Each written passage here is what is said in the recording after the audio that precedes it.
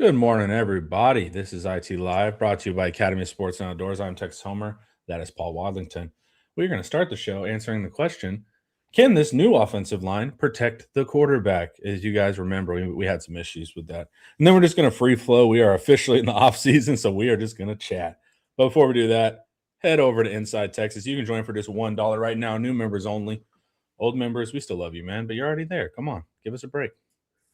Hey, Paul, you wrote an article with true pressures, all right? Meaning that true pass sets. Yeah, true. Oh, yeah, you're right. True pass sets. TPS. Meaning that you solve for and delete a lot of the quick game stuff and all that. Basically, is the quarterback truly dropping back? Are they truly going to try to pass set and block for 3 seconds? All that kind of stuff. And we're going to see if our new additions are actually able to do that. First things first. And then you set it in a wonderful frame of Office Space. Yeah. I'm going to need you to go ahead and put that cover sheet on. Yeah. So true pass set is defined as pass protection without play action, no screens, no rollouts. It's between 2 to 4 seconds to throw, and you have to have more than a 3-man rush. Okay. So actually, those requirements are not super common. It's probably 20% or less of snaps that you'll take as a football team. But those are the snaps you're going to find yourself in on 3rd and 7. Those are the snaps you're going to find yourself inordinately in against better defenses. And those are the snaps where we really failed against Georgia, against a number of different teams, Kentucky. And we really struggled at left guard. Surprise, surprise. So the true pass set rankings from Pro Football Focus, we can dicker over whether you love Pro Football Focus and their exactitude. The point is that they're directionally correct. And I can confirm from extensive film study that these are proper grades. The reality is they're better than whatever you have bouncing around in your head as your metric. You know, that's what drives me nuts with PFF. It's like, okay, show me your rubric that you keyed on to 3 pit. So you're right. It's directionally correct and better than just what the average guy thinks happened. Well, I use Pro Football Focus, so mine's better. But Pro Football Focus is a good runner-up. So yeah, that's true. But yours is $900 a month, dude. And I'm starting to question if you're really doing the right thing there with your subscription model. But yeah, I only have 3 subscribers, but I feel like if I can expand to 10, I'm set. Yep. Hudson was a 37.1. Stroh was a 36.9. Brooks was a 0.0. What's the benchmark? What's the number what's the acceptable number there? You want to be over 60 if you can. But high 50s is acceptable. And again, I've written about this a lot, talked about this a lot. The premise is if we can just be okay at every O-line position and then maintain the Goosebys of the world and the Bakers of the world playing well, or the Siani, the guy that comes in from Wake Forest, if they play really well, then this offensive line, it'll be transformative, right? You really can improve a ton just going from awful to average. And so that was the focus here. I wanted to look at our 4 additions. Only 3 of them have a track record. Of course, the guy from A&M, Newman, didn't play really, so there's no useful statistics for him. But Melvin Siani, the guy from Wake Forest, had a 75 true pass set rating. That's very good. Anything over 70 is quite good. So that's very encouraging. Now, he didn't play Miami or Louisville, which are the 2 ACC teams with actual legit edges. Mm-hmm. So we don't know for any of these guys how they're going to level up. I mean, ultimately we have to get them on campus. And unfortunately, I don't think we're getting these guys till August, right? Or till we're gonna have Siani. Oh, we will. Yeah. Okay. Well, that's good. Yeah, we're not gonna have Seymour though. Okay, so Seymour was a 58.5 on true pass sets. Again, that's an improvement over our guys. That was also achieved against Conference USA opponents. He did play LSU. He held his own in that game. He did fine, but that's only 1 data point. So the main thing with Seymour is he's pretty squatty. He's about 6'2", and he's not super long-limbed or anything. So his big issue to watch will be how does he handle length inside? 6'4", 6'5" guy who's 300 pounds and long. Does he just big brother him? And then the final guy is our boy Dylan Sitkowski. Sitkowski had, Is it Sikowski? Like you're pronouncing it correctly, and I don't know how to pronounce it. What is it? Sikorsky? Yeah, Sikorsky. But I didn't know Sikorsky. if you knew something like from this country. No, I don't. I don't have any Polish insight, but it's more that this is super small type and I can't read it. So, Sikorsky didn't do very well. Interestingly enough, he did well against Oregon and Texas Tech, the two elite defenses they played. And then he struggled against like Houston and like Louisiana Lafayette. So I don't know what that's about, but my guess is those Oregon and Tech reps are what got him here. So, and I would assume Oregon and Tech earlier in the season. I mean, I don't have Oregon. That's the only time. Whenever I hear someone goes bad to good, the only thing I would look for is that were they bad at the beginning of the season, then became good. No, he got worse as the season went on. Okay, great. But maybe he was banged up. I don't know. The bottom line is we saw what his top line effort looks like, and it's pretty good. But then he got worked over by some other inferior defenses. Didn't commit a penalty in 444 snaps, which is very encouraging. Seymour had one penalty in all of his snaps, and he had over 800. So that's good. Siani's bad with penalties. He had 7. So yeah, not Texas bad, but bad by any other standard. Yeah. So that'll be the big thing. I don't think these numbers are super surprising to me.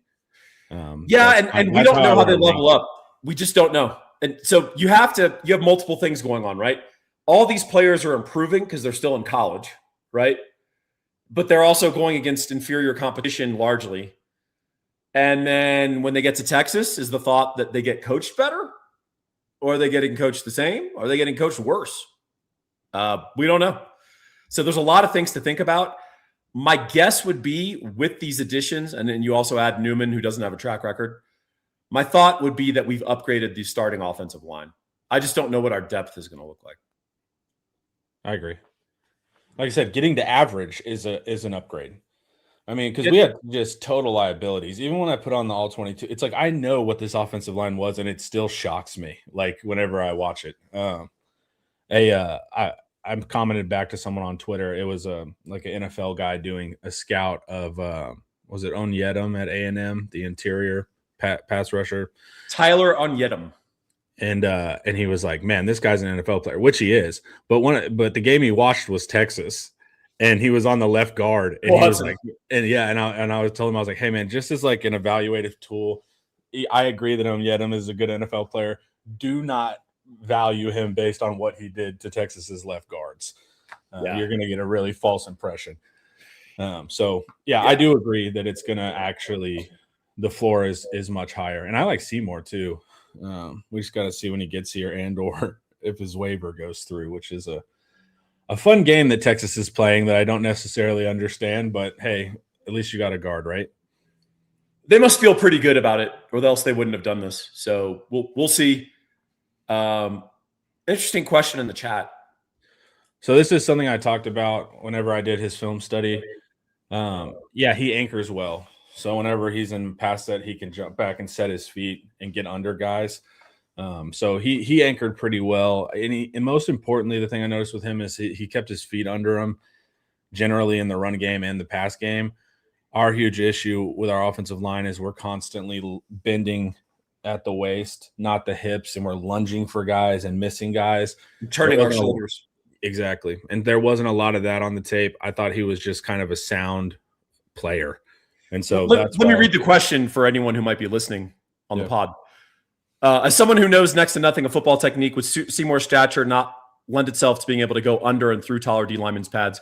So the relevant thing there is what Connor's talking about, the ability to anchor maybe, but that's more relevant for run blocking. For pass pro, the reason that we've had this transition to taller guards, in the NFL, a lot of guards are 6'5", right, is because a tall, quick interior defensive lineman can long arm you. Basically, he can get his hands on you while your arms are basically swinging in the air. Like, not quite that dramatic, but imagine the big brother putting his hand on the little brother's forehead while the little brother's swinging in the air. That's kind of what it's like for pass rush. Now, for run blocking, what a long arm is like you're naturally taller with one arm. If you take both your hands and stick them out and take one and stick them out, you'll see that your arm. So they'll use literally one hand. It's called a long arm. Now that's why you have to evaluate offensive linemen's hand fighting. Can they refit? And so when they long arm you, there's moves, and then you can reset and get into their pads. A lot of people don't talk about offensive linemen's hands, and he had pretty good ability to refit. So when he gets beat, he can get around and get back control. So, but yeah, if you can't do that, then a guy that's 6'4" or 6'5" can just use their length against you. Yeah. So one thing that offensive linemen learn, almost like a boxer, and it's helpful to actually use like a heavy bag and try to sort of like think of it like a boxer. Your accuracy of your hands and your hand placement make a huge difference in your efficacy as specifically a pass protector, but also as a run blocker. So if you're an offensive lineman and you're just kind of throwing your hands out, hoping to make contact somewhere, that's not the same as driving your hands and getting right under here and here, and it's called fit. And you're getting in there, you've got leverage. And so if you guys ever watch MMA, inside leverage, inside hands is always preferable to outside hands. So when you get a guy up against the cage, you want to be tight inside. It's almost like boxing. Like you want to throw straight punches. You don't want to throw big looping, drunk on 6th Street punches, right? So same thing with offensive line play. Where your hands end up plays a huge role in how well you can block someone. So that's something that you can just work on and get better at. And if you can get that fit, that hand placement that people look for, you can just totally control a defensive lineman. When you're just kind of throwing your hands out randomly, and one hand is up high and one hand's kind of low, you don't get that same drive and that same balance. Yeah. And one thing I noticed with him too, because I was paying attention to his hands because he is a shorter player. Our players, when they would fire their hands, it was just because they were taught to fire their hands. And if no one was there, it's like they would leave them out and it would cause them to fall forward, and then they would start like hunting with their head down. Yeah. And he doesn't do that. So whenever he would miss, when he fires his hands, he would bring them right back. Reset. And then be ready. And so he did a lot of those things well to make up for being a shorter player. So I just thought his technique was way stronger than we generally see at Texas on the interior. And he just stayed upright, man. It's such a valuable tool. I mean, honestly, in the fight. A lot of O-line play and avoiding interior pressure does everyone get good leverage, and does everyone just keep their pads square? So it's almost like ancient armies. If you read accounts of battles, the way phalanxes would defeat each other, or even Roman legions, is when you create breaks in the line and you get misalignment, right? If everyone stays flat across, shoulders squared, shields up, sword or spear like that, it's hard to just like break through. Yeah. And so it's no different than O-line play. So ultimately what we want is, if we get pressure on arch, we want it to be late and outside. We don't want it early and inside. Yeah. You can simple. It's just like opening the door, right? As soon as you turn your hips, you're giving that defender an easy way to go right where you open to, or he can cross you over. Yeah. And so you want to stay square for that exact reason. As soon as you open your hips, you're inviting that rush, or they're going to juke you and you're not athletic enough to recover because your feet are bad. Well, and also, even if your feet are pretty good for an O-line, if you turn your hips or your shoulder pads, you're in trouble, because the guys across from you, other than the freaks of the O-line world, the Jonathan Ogdens, they're all better athletes than you are. Yep. So you need to use technique, and you got to be together, right? It's how it's how a bunch of 5'7" Roman legionaries can defeat a bunch of 6'4" Gauls swinging longswords. They stay together and they stay disciplined in their little legion and their maniple, and they cut up that guy who's taking big hacks and swinging around. You have to change how you think, because pass blocking is inherently a defensive thing. Yeah. Those defensive line are the ones on the attack. I know that's the defense, but that's the offense in that little microcosm. You're on defense as a pass blocker. And so you got to be lined up. Same way that DBs have to communicate and work together, because they're being attacked in the same way and the same structures. So it's the exact same thing. Yeah. Jacob Woodyard was wondering if we can use decimation, where you kill 1 out of every 10 guys and they humiliate themselves. We don't have enough depth to decimate. I'm for it, Jacob, but we don't have enough depth. We can't afford to lose 1 out of 10. But that's what defensive lines are doing. They're defeating in detail, right? Like that's how they're running games on. They're putting 2 guys on the weakest left guard and all that. That's the defensive line. That's like pass rushing 101 is like you're defeating in detail and you're isolating threats. Ian would love to do a war games on this one. Paul and Homer, please tell me Sark will finally go all gas, no brakes this year. No idea. Yeah, I mean, we're talk about it a lot. Yeah, we're in year 6. Maybe not. I just want him to go after guys and run up score because I want to get into depth. How about we just at least go to our speed limit? How's that? Yeah. Let's just not start breaking for no reason in the second half. Is the big reason for me, but I don't have any idea. So another question, refresh me then, gents. Was someone like Cosme, as an example, super long? I feel like I remember being relatively short. No, Cosme is 6'6". Cosme is very long. He's 6'6". You can go look at his NFL combine measurements. And tackle length to me, they're both important, but tackle length to me is more important than guard length. Yeah, and arm length matters too. That's why they measure tackles arm length. And there are exceptions, as with any rule. But as Bill Parcells once famously said, if you have a team of exceptions, you suck. Yeah. I watched a wild video on what Parcells like behind the scenes. They said he was just like a master manipulator. He would just like craft the most evil thing he could think of. He just like knew your insecurity and would try to just say the meanest thing to you before the game. Well, his big thing was he felt confrontations were clarifying. Yeah. So his goal was to have confrontations every day. So most of us like to go through life and be like, man, Homer's not been doing a good job producing recently, but I don't want to bring it up. I don't know what, whatever. Paul right? brings it up every morning. I do actually. I have the Parcells tack. I'd be like, you gonna suck again today? And Connor's like, dude, what are you talking about? And I'm like, all right, I guess just do your best. But I didn't even know that was his mantra because it makes sense now from what his players were saying. In the moment, they didn't necessarily appreciate it, but apparently 30 years later, they found the value in whatever that was. Yeah, I think so. Honestly, I think this offensive line will be a little bit better in the run game. Do you think Sark knows this and his offense will be geared towards airing it out, Arch throwing 4,000 plus? Yeah. Well, if O-line shakes out the way we think, which is Baker going inside to guard, Siani starting at right tackle, et cetera, boy, that offensive line screams outside zone blocking, right? Good. Oh, no, we lost your mic, Paul. The magic Paul mic went out on me. Everyone just imagine what he's saying. Texas Homer is so awesome. So wonderful. He's a great guy. I love him.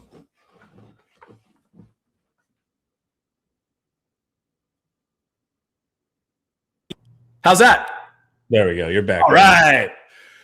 So I was saying we scream outside zone in terms of personnel because we've got guys with good feet, good athleticism, maybe not going to get great push necessarily, like rooting a guy out at the point of attack.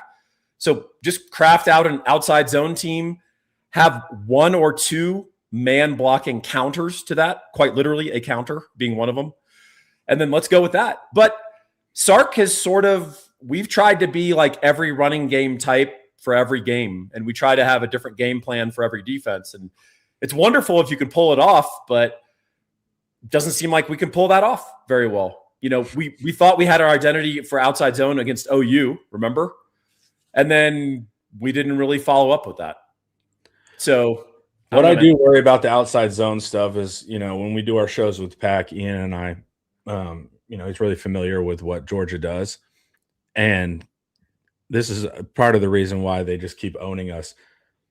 They're pretty built for outside zone. Like they're like, we feel comfortable in outside. Like duo is actually what gives them more problems just with their whole philosophy, what they think of, the athletes they select. So what worries me is like with the outside zone stuff, I feel like even if you improve it significantly in season, like clearly it works against the A&Ms and the OUs, but I see where Sark is like, you have to have some type of effective switch up because you're still going to run into the same problem with Georgia. Like running outside zone versus them just isn't effective. Oh no. We lost you again, Paul. Let's see what Sonny V has here. Always enjoy the Roman Empire analogies from Paul Africanus. All right, I'm just not going to use my mic. How's that? Okay, cool. Yeah, you sound good. Well, so I think you go to war with the army you have. So we can talk about how we'd prefer to run duo. If Brandon Baker's playing guard and Connor Robertson's playing center, are you rooting a bunch of dudes out at the point of attack inside? You are not. Okay, so let's game plan for the team we have, right? If we're going to continue our Roman legionary analogy, we might say, against this opponent, horse archers would be very valuable, but Romans don't have horse archers. So let's use the legions. Of course, you idiots. Romans don't have horse archers. You dumb. Come on, you fools. That's the Parthians. Duh. All right. Before we keep going, let's hear a word from Academy. Fast one. Same day delivery powered by DoorDash. Yeah. I think it's going to be outside zone. And then the rest of it was, is Arch going to throw for 1 billion yards? 4,000, I think, was the number. Yeah. I don't know why you wouldn't go into this season. Oh, no, Paul, did we lose you again? Yeah, you're still quiet. Let's see what we can do for you. Still nothing, man. Let's go. There we go. I think we got you back. All right, I unplugged my mic and it's now away. My phone also keeps picking up the audio, and I think that's probably not helpful. Yeah, turn off Bluetooth or something if that's what it's synced to it. I will. I know people with the iPhone headphones, it'll screw up their audio because the Bluetooth does something to it. All right. Outside zone it is, right, Paul? Oh, I mean, I don't know. It's got to be, right? Like, it's just, with the player types, there's really no question on what's going on there. All right, let's look at some questiones. Sark will do what Sark wants to do. Did Sark give up the inside zone NFL-style offense Texas tried in the early season? We did not try that in the early season. It was more of a counter. Yeah, we were trying to run man downhill blocking schemes. A lot of counters, a lot of counter tray, GT counter, duo. And we weren't very good at it because our online is not very strong at the point of attack. And our running backs don't break tackles. If you want to run downhill like Miami with their big running back, you need to be able to break a tackle. When someone like grazes their hand across your thigh pad, you can't fall down like you got shot. Dude, that was the most brutal part. We got like a 6'3" running back, and if you like lightly touch his ankle, it's like he's down. But that was the style. He was Bo Jackson, Connor. Yeah, apparently. But at Alabama, that was kind of the style, was the inside zone, RPO off of that. And it's kind of morphed completely into more of this kind of outside zone. Beginning of this year, they wanted to do more counter and gap. That's what we heard all offseason. And then they just couldn't run it.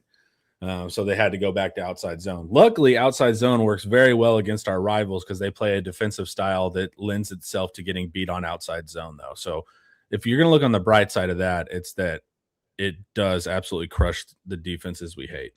Yeah, what Elko and Venables want to do, a lot of replacement games, a lot of movement pre-snap or at the snap, and outside zone just eats that up. Yeah, they get themselves out of gaps. And so you're like, there you're doing.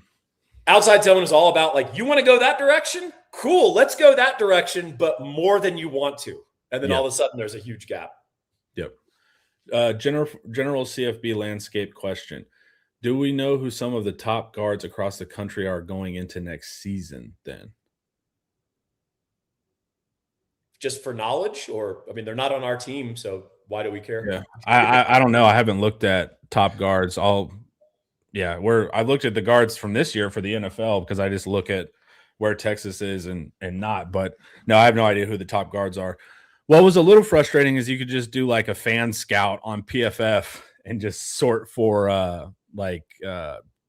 G5 and find all these really excellent guards at like the most obscure kind of schools. And it's like, well, why did we not work to show them the glories of the portal?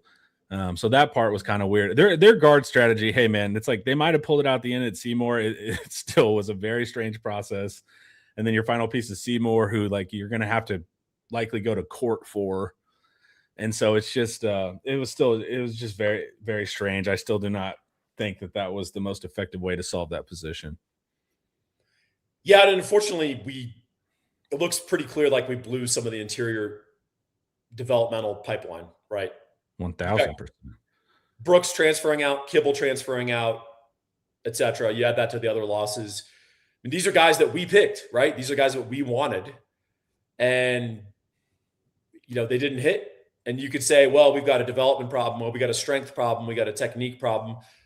I don't know what apportionment of blame, but those guys didn't develop, or we didn't see their developmental timeline the way we want, and that's on us.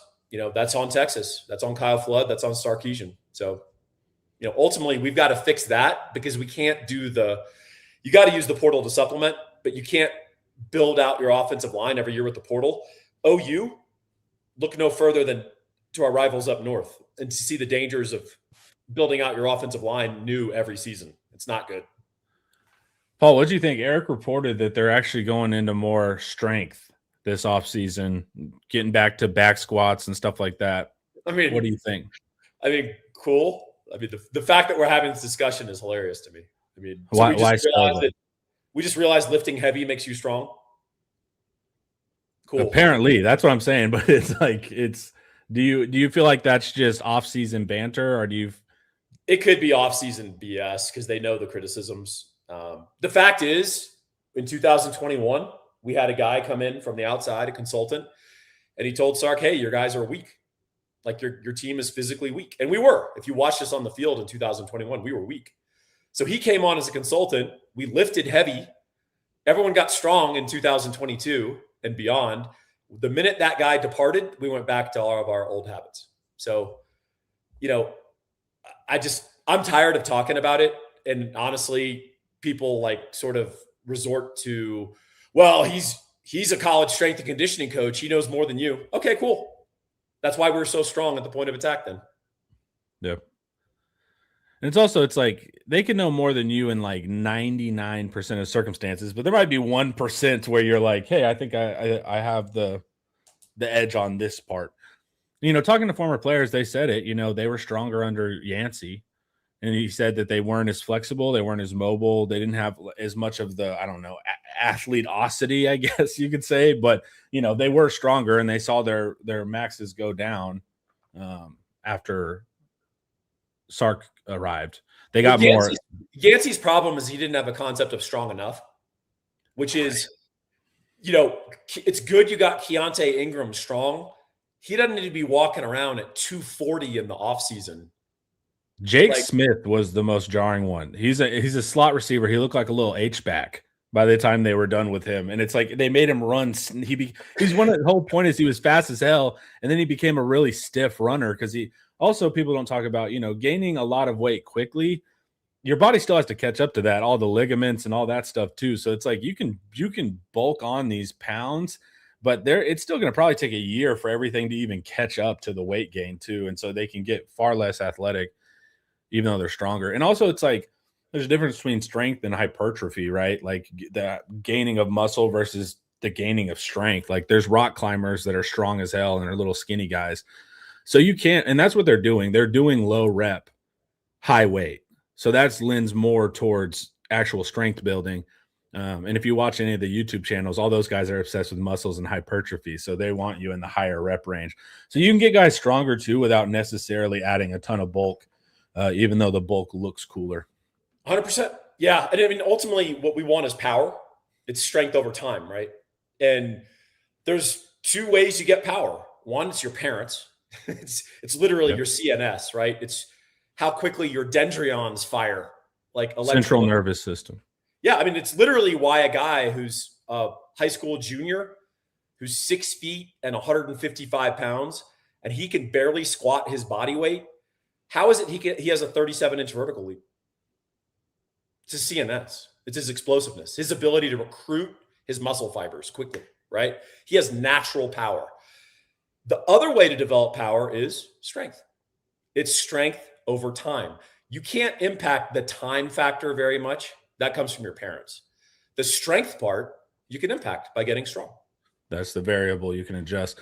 Yeah, that's when we talk about our blockers being weak, it's like you can adjust you're not going to adjust the force, mass times acceleration, right?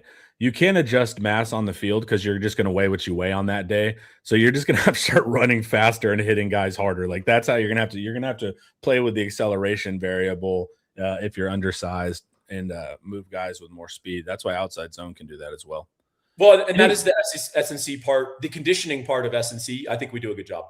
Becton runs the crap out of these guys, and we do a lot of different drills and stuff to keep people pliable and all that. That's all good. That's on. Yeah, I don't feel like our conditioning is an issue. No, I mean the problem though is strength is a fundamental building block of every other building block of sports performance. Meaning, you actually improve your conditioning when you get stronger. Yep. Because everything becomes more submaximal. So a lot of the things that we use to describe like Barry Sanders, his balance or his quickness, you don't want to get him too strong. He'll get all muscle bound and he can't make those moves. The reason he can make those moves is because he's incredibly strong. Barry Sanders was a power lifter. Barry Sanders could deadlift 600 pounds. Barry Sanders could squat 550 and he could bench like 390 and he weighed 200 pounds. The reason he can make those crazy angles and not blow out his knee into 1,000 pieces is because he's anchored by extreme strength. So what you're calling balance, or like when a gymnast does an amazing vault and flips 9 times and lands perfectly and doesn't budge, you're like, what balance? That's strength. The ability to plant her feet and just make everything stop and she doesn't rip every tendon in her body. It's because she's strong. Yeah, stability is strength, all of that stuff. So it's all strength, and we use different descriptors of it to make it sound like it's something else. Well, they take like long distance runners, right? They're like notorious in the past for not lifting. Yep. Now they all lift. And so their times they've changed nothing about their program besides lifting twice a week and focusing on like, unilateral stuff with the legs, single leg squat, that kind of stuff. And nothing else has changed besides them going to lift, and now they're faster. It's the only variable. The guy that innovated that was a British middle distance runner named Sebastian Coe. He had a father who was an engineer who had no background in track, but he operated on first principles. And he's like, as an engineer, I know that if you hit the ground harder and push off harder, if you get stronger, you should go faster. And so he reverse engineered it with no background in coaching, track, physiology, and he created basically the program that became the inspiration for all middle distance athletes and distance athletes for the next 40 years. Sebastian Coe, look him up. And then secondly, I don't know if you saw this. Do you remember the huge deal of a 3-minute mile back in the day? Mm-mm. So Roger Bannister famously ran the first 3-minute mile. And the thought was, it was almost like going Mach 1. The thought was that you would just die if you ran under like a 3-minute mile. A 16-year-old kid up in Massachusetts just ran a 2-minute and 48-second mile. 16 years old. And this used to win you a gold in the Olympics not long ago. So Pretty crazy. Yeah, the running stuff, how those records get broken just year after year is pretty wild now too. Well, and look at the kid's build. If you want to pull it up on YouTube, he's strong. Like, he's built like a runner. He doesn't have any like bulk on him, but right. The dude's strong. He's not like a Kenyan that weighs 120 pounds running, super marathons. So Interesting. Any thoughts on having 2 O-line coaches? So Alabama did this. They brought in an interior coach and a tackle coach, kind of going with the NFL model. And I asked on a previous show, I can't remember who I asked. Hopefully it wasn't you. But same thing. Do you think the professionalization and specialization is a valid thing? I mean, most people don't do it. So if you're just trying to, again, this is getting into like Pete Kwiatkowski territory. If you're trying to always coach around the guy, why don't you just make the change? Yeah, well, it's kind of now where it's like you're getting like these sub coaches that are like pass rush specialists. So like they do the pass rush. They're not the D-line coach, but they come in for like a specific part. And so to me, you see it on the D-line. Like you see edge coaches and defensive line coaches. That used to just be one thing. So it seems to me like because tackles and guards, I mean, the fundamentals are the same, but they are different. Your sets are different, all of that kind of stuff. What you're asked to do is different. So to me, if you can find some elite interior offensive line coach and you're good at tackles. And the question here is, we think Kyle Flood's good with tackles. Do we want an interior O-line coach? Do we think he's good at tackles because he just recruited elite tackles who would have hit anywhere they went? You can't probably, and like so, but I can't prove it. Not in the NFL. He went to Syracuse. Right. I can't. He's going to the NFL. It's just what round, I guess. But I think that's the question kind of underlying this question. And even when I posed it, that was the subtext of what I was saying, Yeah. Hey, I spoke, thank you for the correction, Freelance Society. I said 3-minute mile. It's 4-minute mile. Sorry about that. Yeah. If you ran a 2:48 mile, that would be incredible. That's like my dog running. You might actually die. Yeah, you will die, actually. So sorry. I appreciate the correction. It's the 4-minute mile, not the 3-minute mile. It's too early in the morning here. Sorry. But I'm down with it. I'm down with specializing coaches. Now you run into the issue of, this coach is teaching this coach is teaching this. Where's the cohesiveness? But to me, it's like, man, bring on as many specialist coaches as you can when you have the money and any coach can be on the field. Like, start to take advantage of that to a reasonable amount. Yeah, I mean, you could also have too many voices, right? That's the counter. And then also, if Flood is opposed to it, it's not going to work. Yep. You're just going to create an antagonistic environment. I mean, that's what happened to our secondary last year. We had a coach with very strong opinions who was wrong about everything, and it ruined the secondary. Yep. So, you have to have some cohesiveness as well. But that was Bama's. Bama's basically was like, we could not run the ball this year. This is what we're doing. And I think they thought it was because of interior play. So just bring in a coach that does that, I guess. And if you watch like the offensive line clinics, either the coach is talking from the point of view of interior or he's talking from the point of view of tackles. It's like coaches kind of just have this natural bearing. You can tell if they're a tackle coach or an interior line coach immediately in the clinic. Huh. And I always thought that was weird. It didn't feel like that it is cohesive. I'll say this. I don't know of a single instance where sort of the revered O-line coaches of NFL or college football, they've never had a co-assistant. I agree. So I think that's an interesting. I think we are trying to solve around something here. Yeah, because clearly Sark has a special place in his heart for the offensive line. We're trying to do the Kwiatkowski thing. Why don't we just cut the Gordian knot? Because he won't cut the Gordian knot. So now we have to work around it. That's fine. Yeah, exactly. So it's like, he clearly won't. We've tried to get the knot cut a few times, and that's kind of the tricky part. Flood developed Christian Jones at least. That's the one example that in my head I'm like, okay, cool. Yeah, I think that's fair. Yeah, I think that's fair. I think that's reasonable. Yeah, I mean, look, man. Ultimately, you have to judge Flood in the totality of what he's done, and you have to make sure you call out his wins. But he's taken a lot of L's. Well, I think we've had one interior offensive lineman drafted, and then you're going to have Campbell this year. But in 5 years, you've had 5 total years, not counting this year. I mean, you're going to have 2. And Campbell was one of those ones out of high school that just was like 5-star.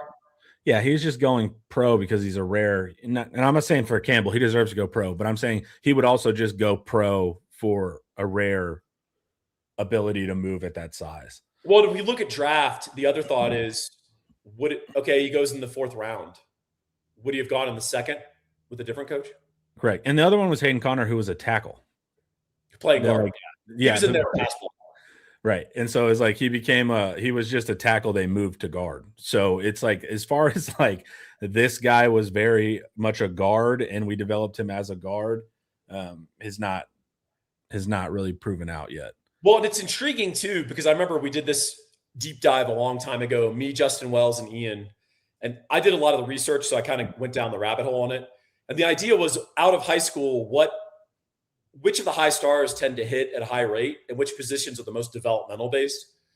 O-line, by far one of the most developmental based. Yeah. Edge, pretty much if you're a 5-star high school edge and you're not a knucklehead, man, there's a good chance you're playing in the league. Offensive line doesn't really translate that way. And when you look at the best offensive lines, Iowa won the Joe Moore Award this year, right? Mm. It's a bunch of 3-stars. They have a couple of low 4-stars. Look at Miami. They played for the national title, frankly, on the strength of their defensive line and their offensive line. Their offensive line had like one super blue chip guy. The rest of the guys were developmental guys. Yeah. So there's an idea that Cristobal gets a bunch of 5-star guys on his O-line. No, quite the opposite.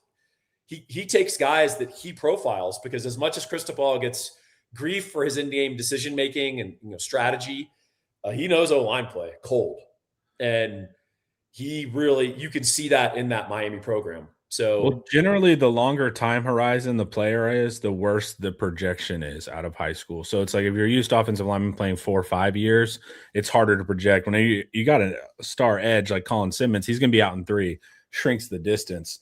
But as soon as you add time, that means you're adding development, and that means you're adding a bunch of variable. How do they handle college? Did they gain the right weight? Is their technique right? Are they in the wrong position? Are they a guard playing tackle? Like, it's a lot more variables than pop up. So I love that point, but I couldn't get past. So I love when I come up with the grand thesis, but then I immediately think of the contradiction. So I'm like, damn it, running back. Their running back is, I got to make sure I get this right. Running back, I don't know if it was from our video, it was another video I watched, was the most projectable position out of high school in as far as NFL. But they said the reason why it was projectable because those guys averaged like 3 years in the league. So they were saying they were saying just because the average length, they can project them better because they're closer to their NFL career, right? Maxing out. So I thought that was interesting too with running back. Yeah, that's interesting. That's very interesting. Yeah, because I would have thought, and it made sense for me intuitively because running back's my easiest eval by a mile. Like if I turn on a huddle, I can tell a good running back most times. Other positions, you got to like actually learn and study clinics. And is he doing this right? Running back is a lot easier, and it made sense that they project easier too, but only because they survived 3 years in the NFL. In that vein, Tommy Lou asks thoughts on Derek Cooper starting this year. Seems very slim. We've brought in two pretty experienced backs who are pretty good football players. So starting no, but Eric's reported that there's basically 3 freshmen they like: Bishop at wide receiver, Atkinson at linebacker, and then Cooper at running back. And these are all, super talented players that likely their paychecks are correlated to the level of their talent. And so Texas wants to get them on the field. You saw us just cut a bunch of people after year 1 that AKA we thought we were paying you too much for not production. So it seems too that like they have a strategy now that if we're paying you a lot, we want immediate value. And so they've used Derek Cooper in the vein of a more powerful back, like a situational back. So not start, but get some reps in some key situations. I think you could see from Cooper. I would just love to see a big back break a tackle. That'd be awesome. Yeah. When you have big backs that can't break tackles, they're big for no reason. All you've done is select for a slow back. Like there is no value to a big back that does not break tackles. It makes no sense. With more surface area to hit, right? Yeah. So, yeah, I mean, the reason you have a big back is to run dudes over and break. Cooper's got to develop more skill as a true running back, meaning like breaking down, cutting, looking through gaps. A lot of his high school tape is he's just running 100-meter sprints through open holes. And so that's the big thing. But also, if I'm bringing you in situationally and your job is just to get through, hey, if you can run fast enough to bounce off that DT, then sure, that'll work. But he's going to have to develop more skill. And I really like Cooper, but that's going to be the big thing with him. Kelson makes a good point. He says we had our best big backs during our worst years. Butch Hadnot, for those of you old school, you may remember that guy, like a freshman phenom. He fell out for a number of reasons, but he was a great big back as a true freshman. Ricky Williams, of course, absolutely awesome as a true freshman. Gosh, who else can we think of? Earl Campbell was pretty good as a freshman, but I don't know. What are some other big backs in Texas history? What qualifies as big back? Is Bijan a big back? No. To me, Roschon's right on the edge. What is that? What is that, like 230? No, 215, 220. Bijan came in at like 220, right? Oh. We did the McKnight thing, but he played a lot at Texas at 205, like early. Did he? I just remember him being impressed by his size speed combination. I remember that bowl game against Colorado where he ran for like 270 or something. Yeah. Foreman. Yes, thank you. Deontay Foreman. That's a big back, right? Yeah. But yeah, Bijan in that bowl game against Colorado where he ran for like 260 or whatever on outside zone, he was 200 pounds. Was he? Yeah, I think maybe the legend of Bijan. Bergeron. Oh, yeah, Joe Bergeron. That's right. Cedric Benson became a big back. He was at 195, 200-pound true freshman. By the time he was a senior, he was 220. Chris Warren, man. I remember being so excited when he was coming to school. He looked the part. He looked the part 100%. What was Jonathan Gray? How big was he out of Alito? 205. 205. Yeah. 205 to me apparently is a magic weight that I think you're 220. But that's going to be the key. No, I do not think Cooper will be a starter, but I do think that they will use him situationally. This was also kind of whenever they didn't fill certain positions that we had questions about, the answer was, it's like, why don't we have a Mike? Well, it's like, we have Atkinson. It's like, well, that doesn't really answer the question. He's a will, but whatever. We'll just let that slide. And we're like, why didn't we pull some like FCS absolute knucklehead as like just like a big back? And they're like, because we got Cooper. So it's like I don't think these are perfect answers, but this is what they're thinking. And two, there's probably realities to this too. Is like, look, man, like you bring these players in of high talent, you're telling them likely, hey, we'll give you an early opportunity, and hey, the contract's probably right. You probably want to deploy these guys. You don't want them sitting on the bench, and then Georgia's like, see, we told you could start here as a sophomore. And it's like, well, yeah, he would have started for a sophomore with us too, but you got to kind of play these games now in the fun world of talent acquisition. Someone mentioned Malcolm Brown. Good call out on big backs. We had a nice Kelson's theory holds up. Yeah, that they We're gonna have small running backs, Connor. Yeah, I like bigger running backs, but with Sark's system, I've just relented into it's got to be kind of an explosivity focus. Hey, Paul, guess what? Yeah. Who's the best mortgage man in the land? You want to do explosive mortgages, or do you want to do BS non-explosive mortgages? You want to do explosive, powerful mortgages with powerful Gabe Winslow. You can reach him at 832-557-1095. He is the big back with speed and nuance in the mortgage industry. Big shoulders, you can put the load on him, and he's going to go kick ass on your behalf and get you the best possible deal because he's a broker. He's going to go out and bid your deal to about 60 different wholesalers. He's going to get you the best possible deal in total. It's not just about your rate. If you're paying 2 points and bragging about your low rate, guess what? Your mortgage guy is screwing you. Go with Gabe Winslow. He's going to really help you out. He's just awesome what he does. He has raves of people who have called him from our YouTube channel, from Inside Texas, and just go read his Google reviews. It's like endless paragraph after paragraph of how he solved all these problems to make their dream come true of homeownership.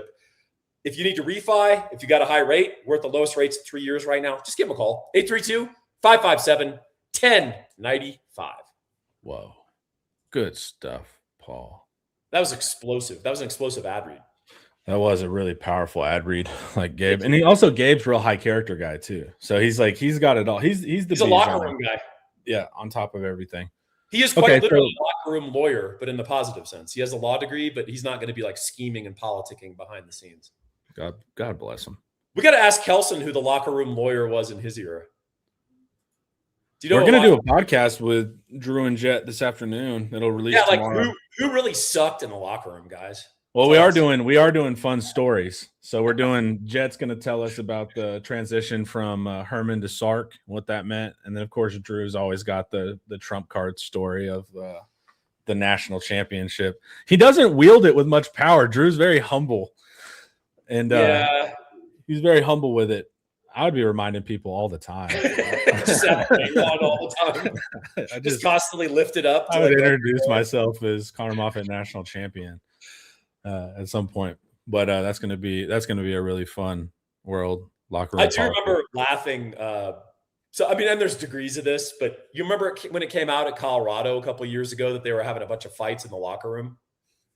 No, but okay, so it was happening, and like. Yeah. They're getting like in a lot of altercations in the locker room, including Shedeur. And I remember people commenting like, "Oh, this shows a team that's not together. You should never have fights with your teammates." And every guy that was a former player was just LOL. Like, they fight. That's part of playing college football. You're going to get in a few fights, but pretty funny. Even at Denton Ryan, like Denton Ryan's a good program, is a winning program. Guys fought all the time because guys just fight. Now you don't want it. You don't want it to.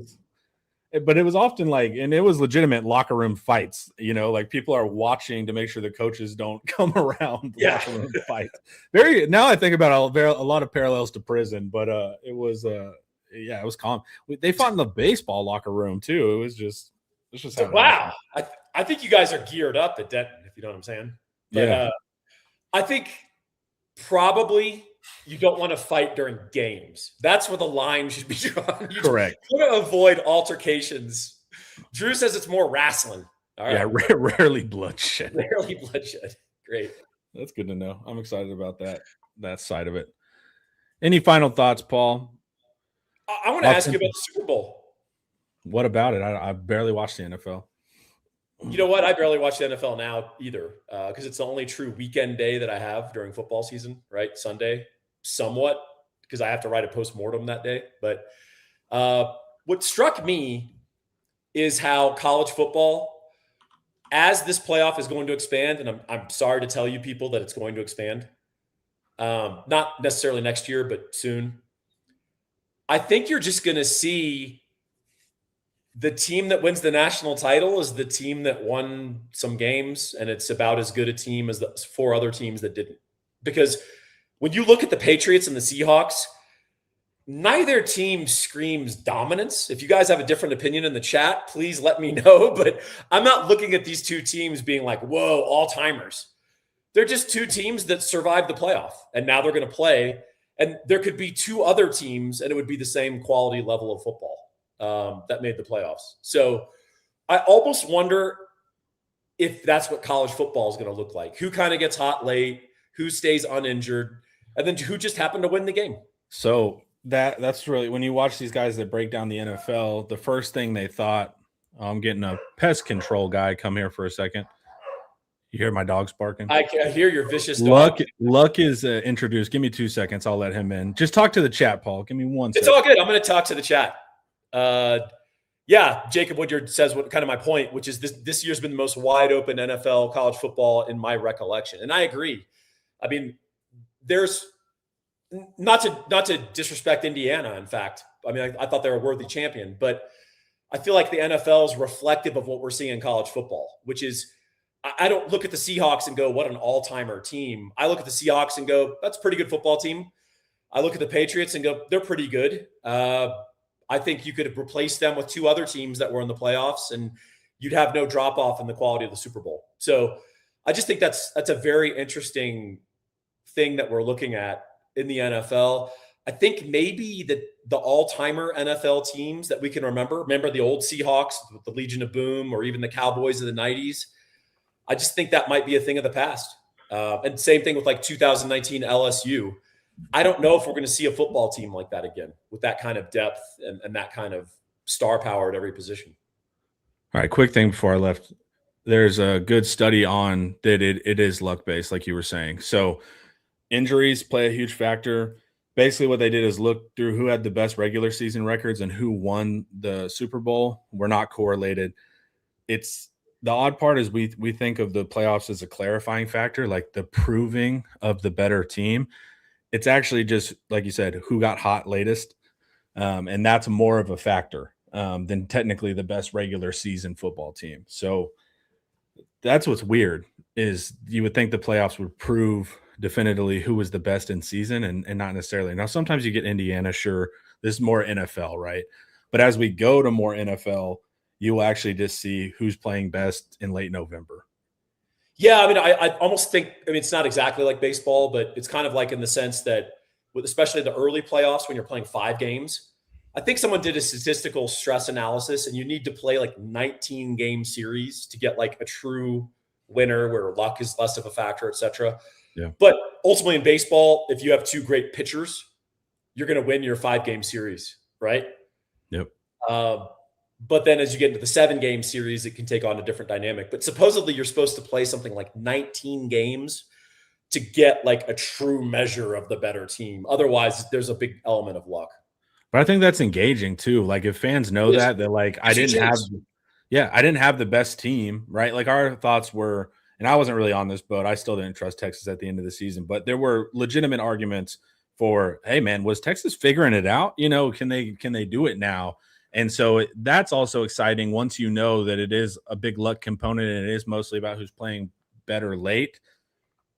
Then it's exciting if you're not necessarily the top team. If you're not Indiana, you feel like you have some hope. Yeah, so Blake Bryant says, I think Ohio State and Indiana were the best teams in the country the last 2 years. I don't know if you thought that after Michigan beat them, Blake. Yeah. Indiana in Indiana football team, right?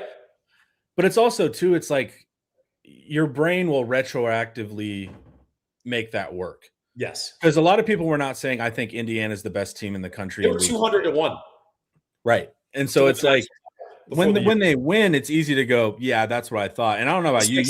You might have called it day one, but I'm saying in general, a lot of that is backwritten. Because if I asked you at week 8 or whatever, what you thought generally, not necessarily. Well, and look, at what point of the year did you think Miami was going to be in the final 2? Right. Well, like the team that didn't make the ACC championship game. There was arguments they shouldn't even been in. I mean, they got in almost as basically the last non-G5 seed, right? I mean, they were the 10th team. They were the 10th seed out of 12. So we can retrofit all this, as Connor is saying, but I just think that tells you how wide open it is.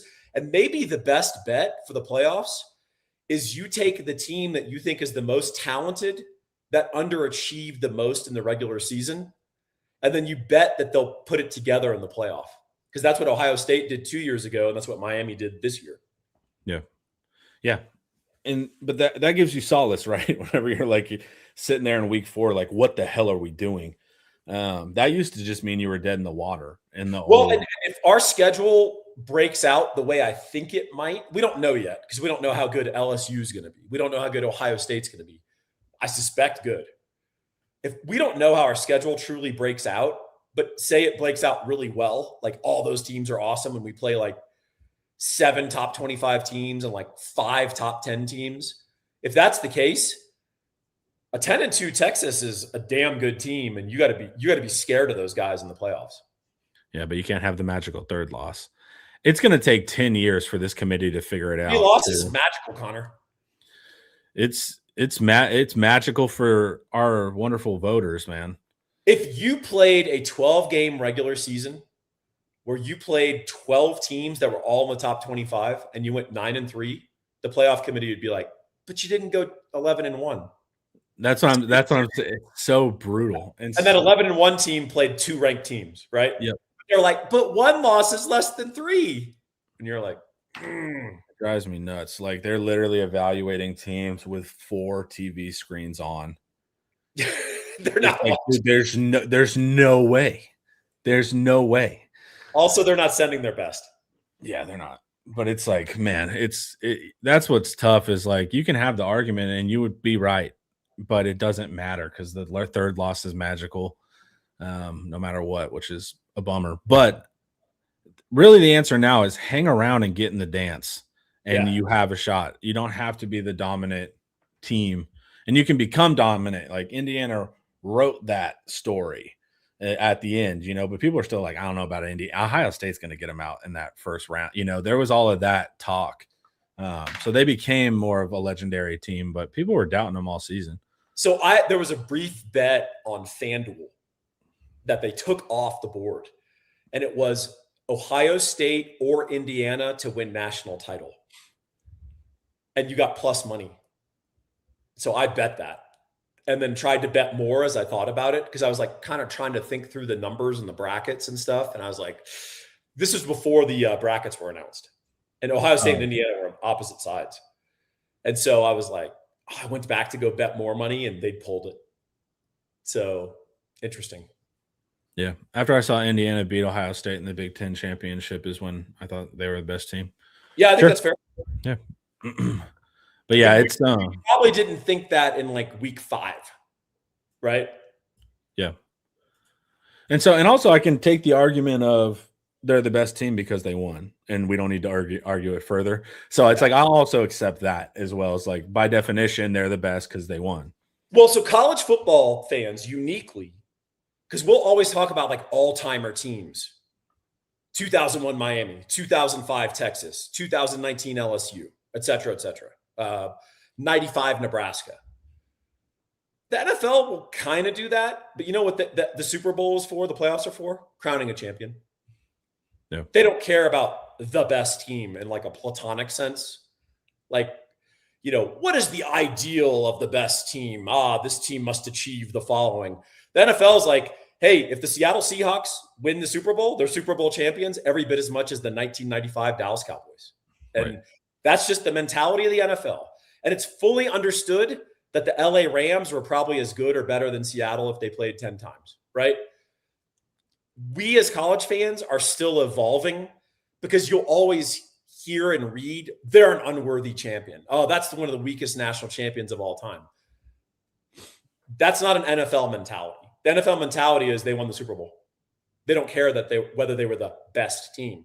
But also, when you're playing, like you said, you're playing single games. Like the amount of variation, like you said, 19 games for baseball. It's like play 10 games of football, but it's like you're just playing one. You have to accept that your ideal or the best team can have a bad game, and you can think they're better, but it doesn't matter. You still move forward. There's parts of the NFL mindset that I appreciate. Like hey, the game's important because these two teams are playing. It doesn't matter if they both have -4 records. And so college football is still in a boxing mindset of perfect records and ducking competition strategically. Don't play anyone good and don't get beat.